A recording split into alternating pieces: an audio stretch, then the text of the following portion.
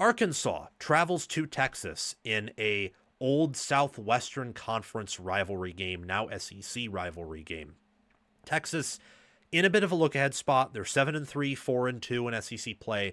They know that their playoff hopes are on the line. And if they want to reach the playoffs, not only do they have to win this game, but more importantly, win the Lone Star Showdown against a undefeated Texas A&M team who will be coming to their place next Friday with an 11-0 record because they're beating Sanford. For Arkansas, they're 2-8, they're 0-6, but Bobby Petrino's played in some close games. He's done a better job coaching the team than Sam Pittman has, and a win here, that would do a number for maybe him getting the head coaching job, and he probably wants that. So Texas being a 9.5-point favorite, among other things, puts a lot at stake in this game. Let's check out Arkansas's schedule briefly. The Razorbacks started off 2-0.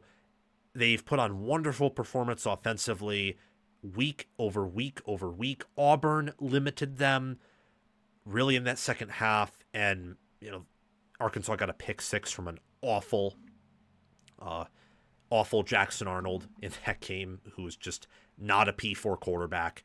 Notre Dame shut them down in part because defensive improvements, but also I feel like Arkansas did quit in that game, and that's why Pittman got fired basically right after that matchup.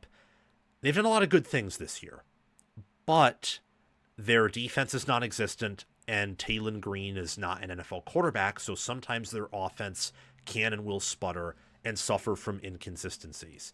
It's not all that dissimilar from Texas offensively. The difference is Texas actually has a great defense, and they're more talented than Arkansas at just about every position, outside of definitely offensive line, maybe running back, maybe quarterback.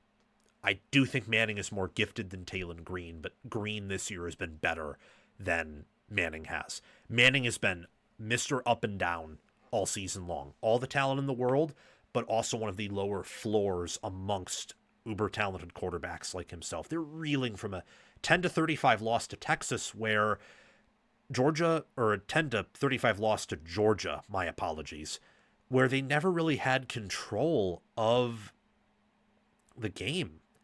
Georgia was able to pass the ball on them pretty much all night.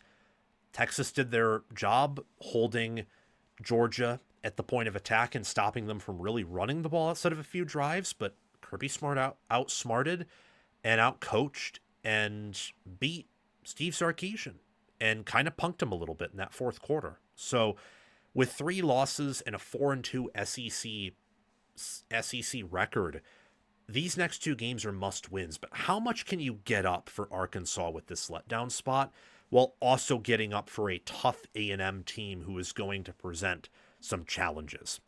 I don't exactly know the answer to that, but let's try to deduce that, because that's going to play a part as to who wins this game and who emerges defeated. For Arkansas, I would pay close attention to Taylon Green at quarterback, Mike Washington Jr. at running back, and Omega Blake at wide receiver. Defensively, it's all about their defensive line. Ian Jeffrard, Quincy Rhodes Jr. on the D-line, and then cornerback Julian Neal. For Texas, it's Arch Manning, running back Contravion Wisner, tackle Trevor Gooseby, guard DJ Campbell, receivers Ryan Wingo and DeAndre Moore Jr., and then defensively, Hero Kanu. This channel will make you a college football expert and help you enjoy watching games and make more accurate predictions. So what are you waiting for? Like, subscribe, ring the notification bell, comment your thoughts, and watch the video all the way through so that you can get the full package. And check the description and pinned comment for more ways to help yourself and this channel. Cole Brevard, Colin Simmons, Ethan Burke on that D-line, linebacker Anthony Hill Jr., safety Michael Taft, cornerback Malik Muhammad, and their kicker, Mason Shipley. He's been one of the best kickers in college football. So those are some players to pay attention to in this matchup.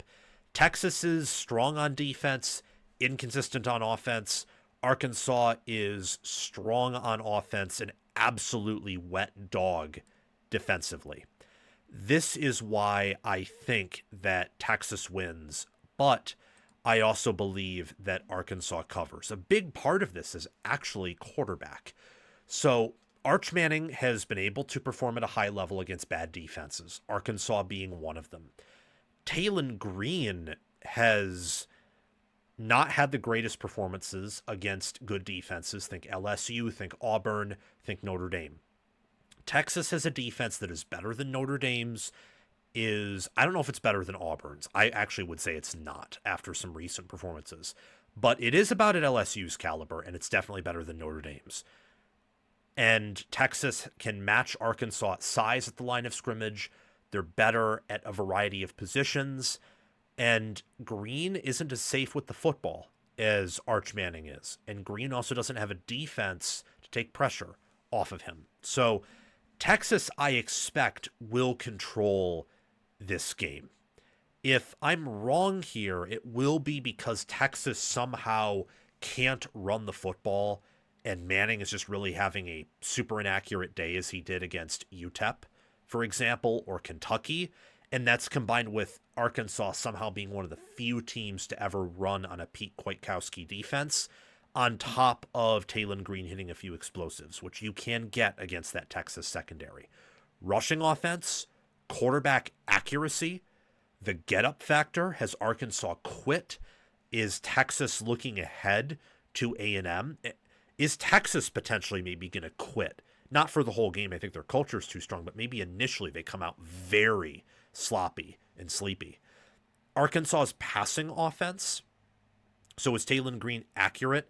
Do his receivers get open against a solid Texas secondary? And as for Texas's pass defense, does it improve? Because it's had a really sketchy few games now.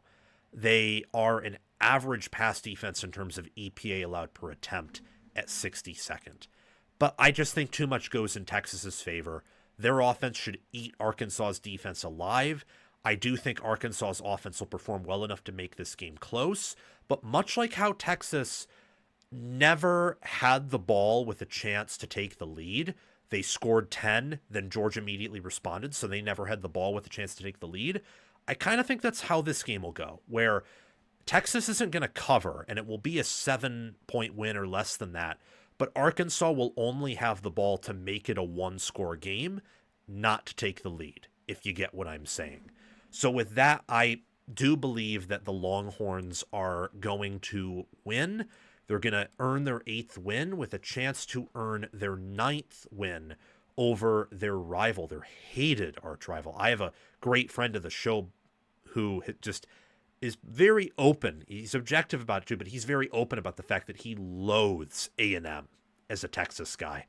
I'm very excited to see how those rivals meet up for now the second consecutive year in a row and second consecutive year of this rivalry being in the SEC. It's going to be an awesome game.